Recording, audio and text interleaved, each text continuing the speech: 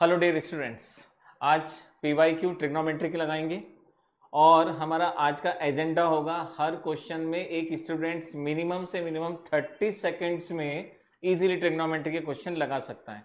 But उसको सारी properties बहुत अच्छे से क्लियर होना चाहिए। अगर सभी प्रॉपर्टीज बहुत अच्छे से क्लियर है, बहुत इजीली सारे के सारे क्वेश्चन 30 सेकेंड्स में लग जाते हैं। इसलिए हम एजेंडा ही लेके चले हैं कि जितने भी PYQs हम NDA के लगाएंगे वो मैक्सिमम से मैक्सिमम हम कोशिश करेंगे 30 सेकंड के अराउंड। कुछ तो इतने इजी होंगे जो आप 30 से लेस लगा लेंगे और कुछ में हो सकता है थोड़ा सा समय थोड़ा सा आगे जाए, बट एवरेज हम देखें तो 30 सेकंड्स के अंदर लगभग इसके सारे MCQ ईच हम MCQ को लगा सकते हैं।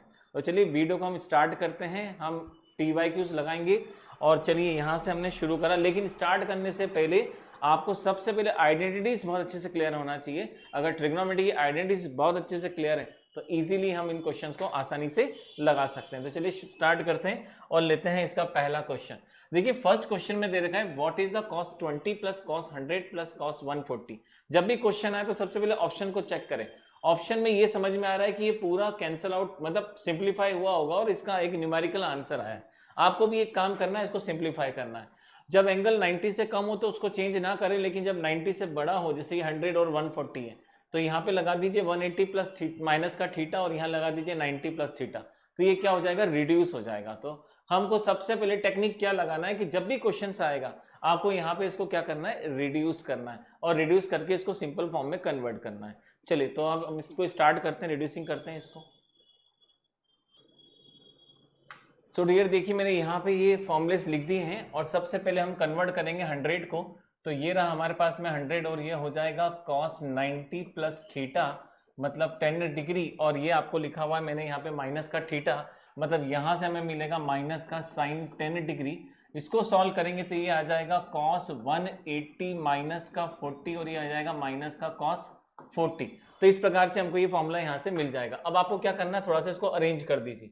तो देखिए ये आपको मिला cos 20 माइनस का cos 40 और आपको मिलेगा माइनस का साइन 10। अब देखिए यहाँ पे cos c माइनस डी का formula, cos d minus c का फॉर्मूला लग रहा है।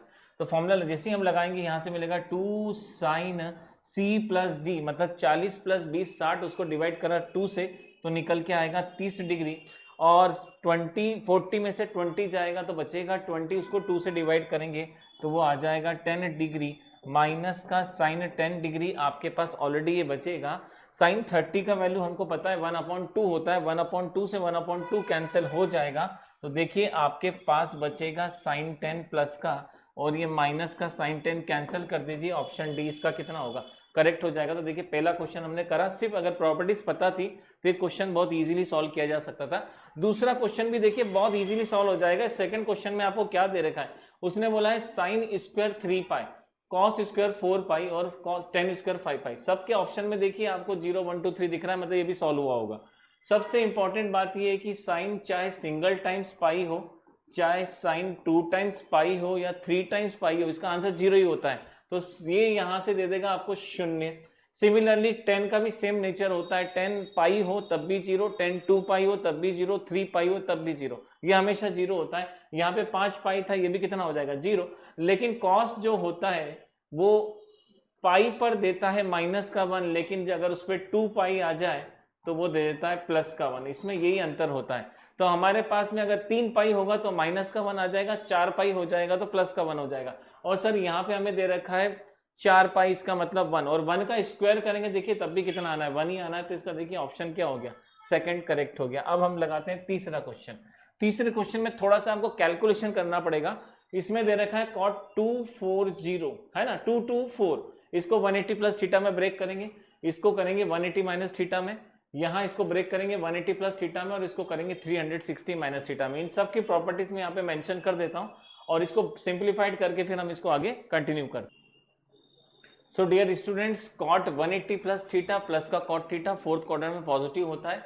2 to 4 को ब्रेक करेंगे 180 प्लस 45 पे, तो हमें यहाँ से मिलेगा cot 45।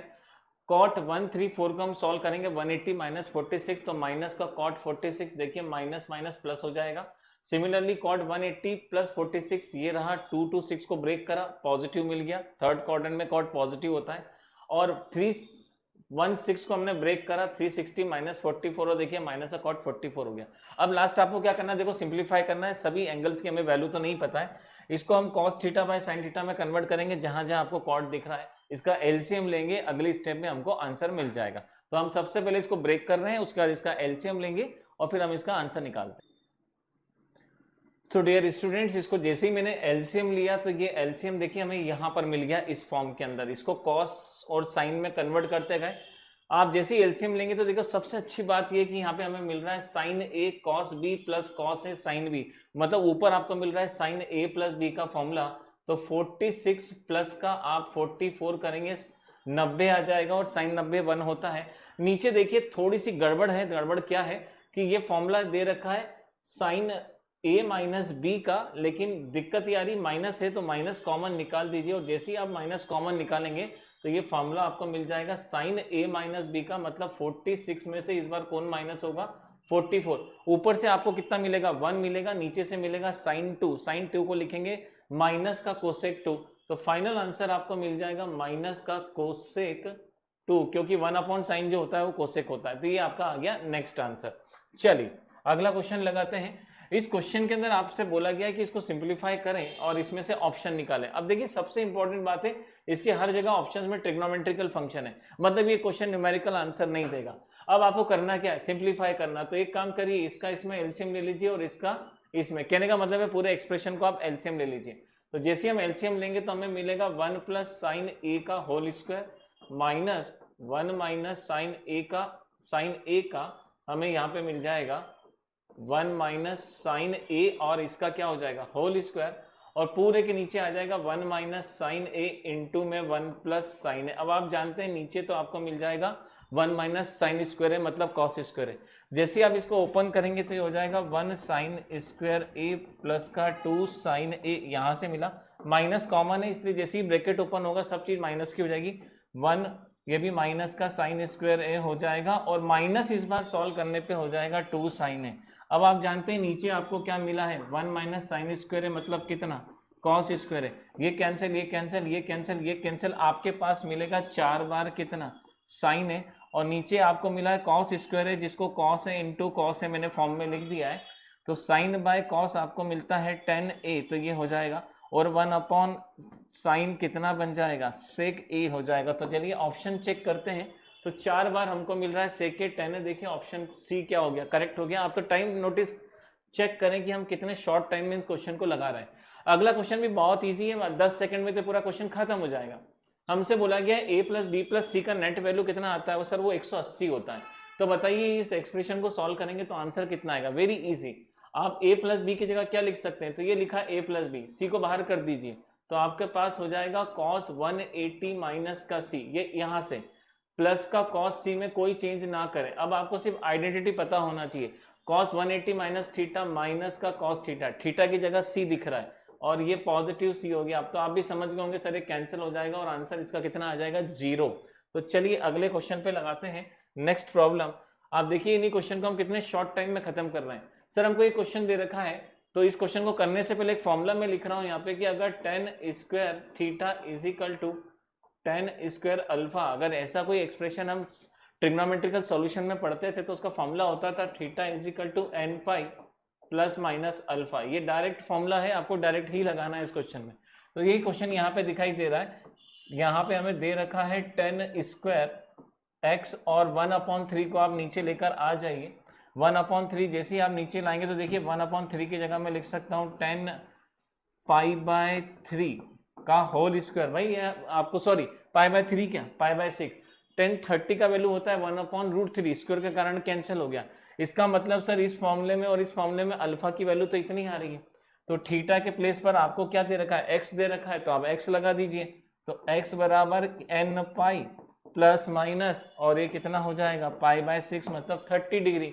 तो चलिए ऑप्शन चेक करते हैं सर, ऑप्शन क्या होगा, C is the correct answer, n pi plus minus पाई/6। ओके नेक्स्ट प्रॉब्लम लगाते हैं। ओके नेक्स्ट प्रॉब्लम के अंदर देखिए सबसे इंपॉर्टेंट बात है cos 36 की वैल्यू निकालना है।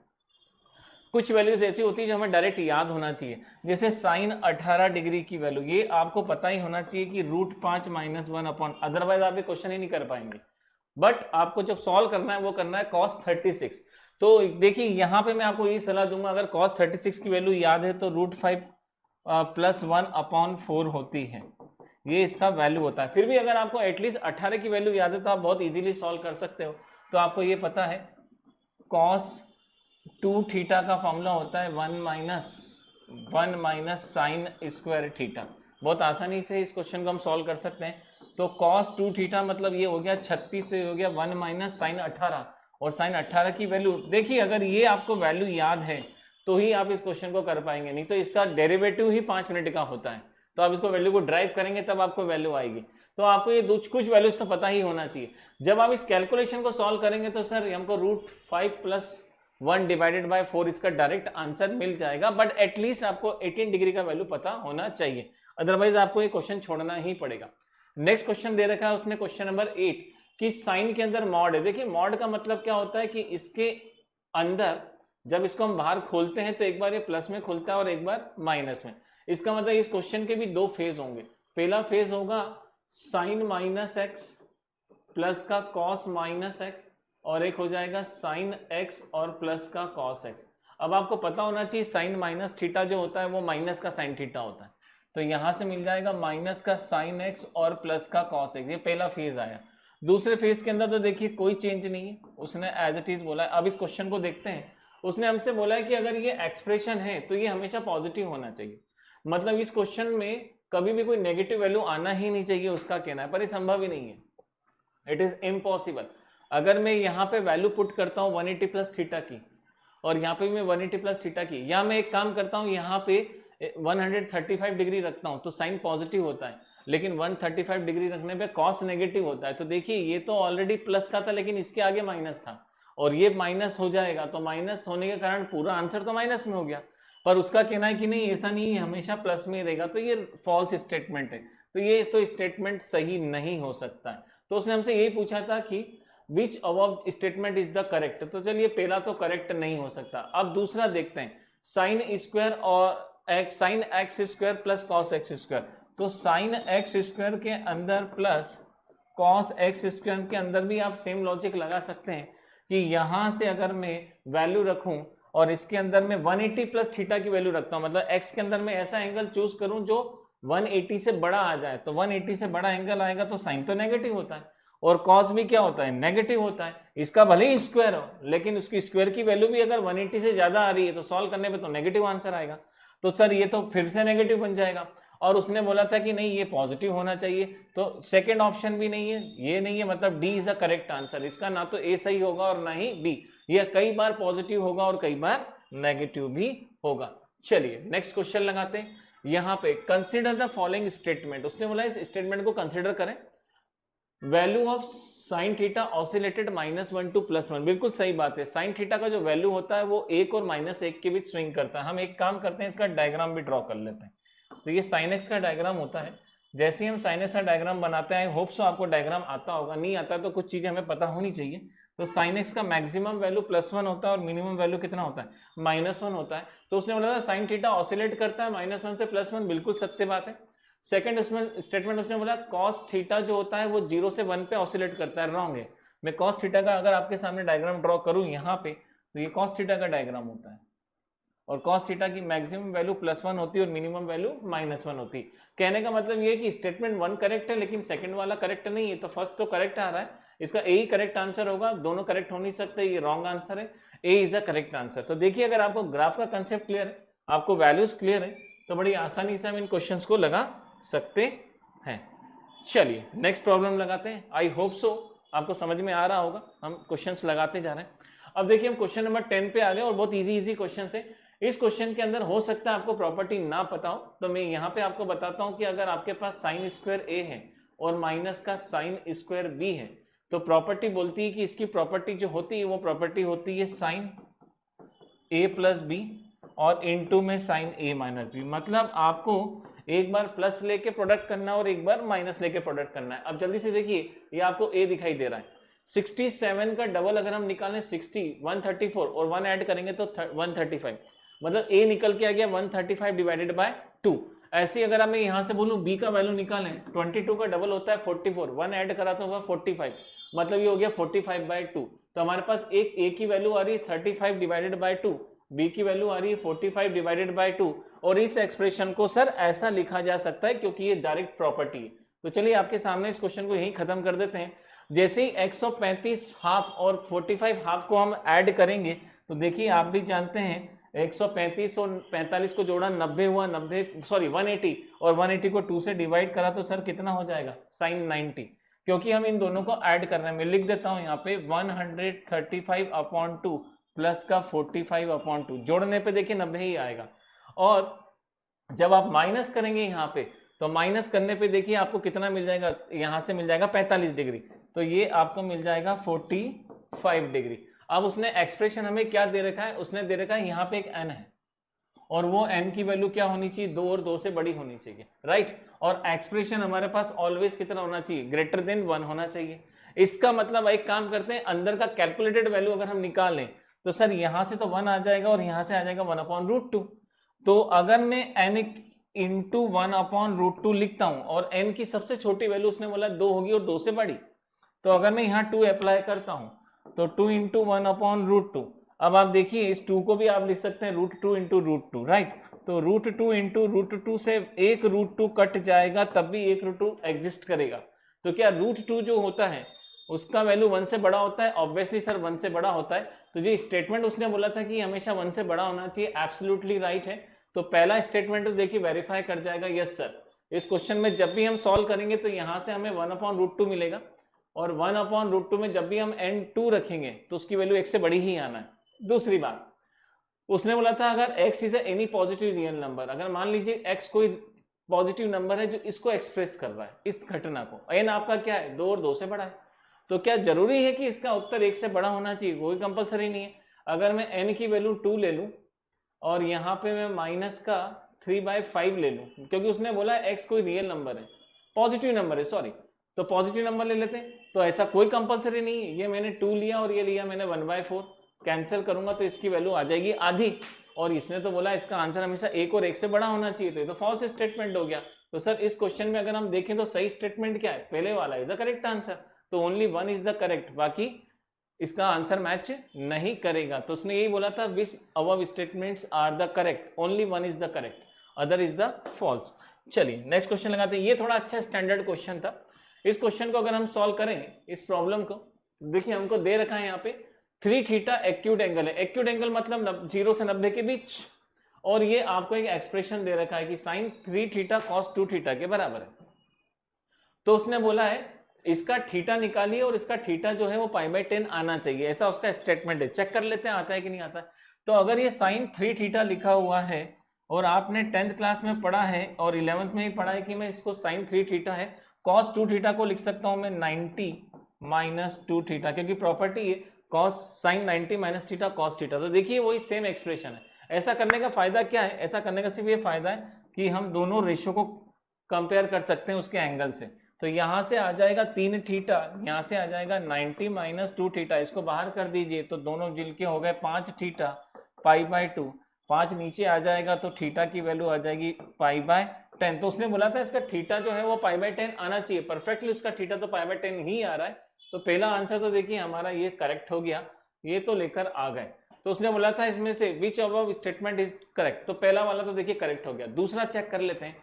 उसने बोला था 1 radian is the angle subtended by the centre of the circle by an arc of same circle whose length is equal to diameter. देखिए इस मीनिंग का, इसका मैं मतलब समझाता हूँ। उसने बोला है कि 1 रेडियन का मतलब क्या होता है। तो देखिए 1 रेडियन का मतलब होता है कि अगर आपके पास एक सर्कल है और आपको 1 रेडियन निकालना है तो इसकी रेडियस जितनी भी है, इसकी रेडियस के बराबर आप एक आर्क ड्रॉ कर दीजिए। तो इसकी रेडियस अगर मान लीजिए 10 सेंटीमीटर है तो उसका आर्क ड्रॉ कर दीजिए, और इससे जो बनता है ये 1 रेडियन कहलाता है।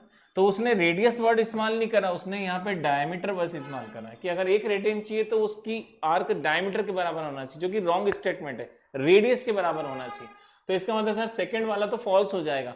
तो इसका जो केस नंबर आएगा वो फर्स्ट करेक्ट आएगा, सेकंड करेक्ट नहीं होगा। चलिए नेक्स्ट प्रॉब्लम लगाते हैं। क्वेश्चन नंबर 12 लगाते हैं। What is the root 1 + sin 2 theta. हमें इसकी वैल्यू निकालना है, बहुत ईजी है। Sine theta plus cos theta का होल स्क्वायर अगर हम सॉल्व करें तो sine square theta plus cos square theta, ये तो 1 बन जाएगा और ये 2 sine theta into cos theta हो जाएगा, कॉस थीटा, राइट। इसकी जगह हमें कितना मिला 1, और आप जानते हैं 2 sine theta into cos theta जो होता है वो साइन 2 थीटा का फॉर्मूला होता है। तो उसने हमें ये दे रखा है यहाँ पे 1 प्लस साइन 2 थीटा, तो देखिए 1 प्लस साइन 2 थीटा की जगह मैं लिख सकता हूँ sign theta plus cos theta का होल स्क्वायर, क्योंकि वहां से भी मुझे वही मिल रहा है, देखिए यहाँ से भी मुझे यही मिल रहा है, plus 2 sine theta into cos theta. तो स्क्वायर से रूट क्या हो जाएगा, कैंसिल। तो ये जो एक्सप्रेशन है ये किससे मैच करता है सर, इससे तो मैच नहीं करेगा, डी वाले से मैच कर जाएगा, उस पर तो माइनस आ रहा है। तो इस प्रकार से इसका जो आंसर आएगा वो इसका आंसर बी करेक्ट हो जाएगा। तो यहाँ से इसका जो करेक्ट आंसर होगा, answer B is the correct answer. चलिए अगला प्रॉब्लम लगाते हैं। नेक्स्ट प्रॉब्लम हमें दे रखा है इसके अंदर, और यहाँ से हमें नेक्स्ट प्रॉब्लम दे रखा है कि कॉट ए की वैल्यू 2 है और कॉट बी की वैल्यू 3 है, तो बताओ ए प्लस बी का वैल्यू कितना होगा। अब सबसे इंपॉर्टेंट बात है उसने कोई रेशो नहीं बोला कि साइन ए प्लस बी चाहिए या कॉस ए प्लस बी चाहिए या टेन ए प्लस बी चाहिए, पर आपको बिना रेशो के तो पता है वैल्यू कभी आती नहीं है। तो हम एक काम करते हैं, यहाँ से 10a प्लस बी का फॉर्मूला लगाते हैं। सर 10a प्लस बी क्यों, क्योंकि कॉट की वैल्यू दे रखी है तो उससे 10 की वैल्यू आ जाती है। तो 10a प्लस बी होता है 10a plus 10b whole divided by 1 minus 10a और 10b। तो देखिए यहाँ से 10 का मतलब क्या हो गया 1/3, और सॉरी 1/2 एंड 1/3।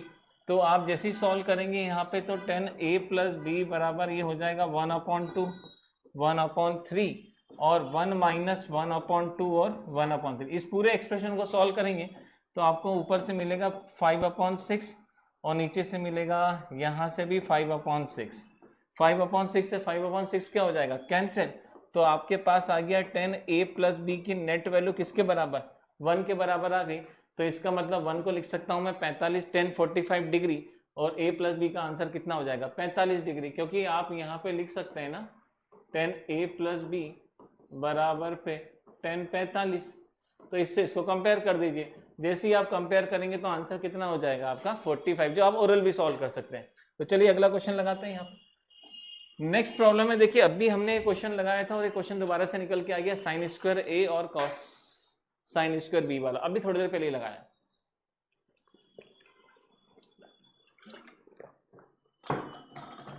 चलिए तो अब ये क्वेश्चन लगाते हैं।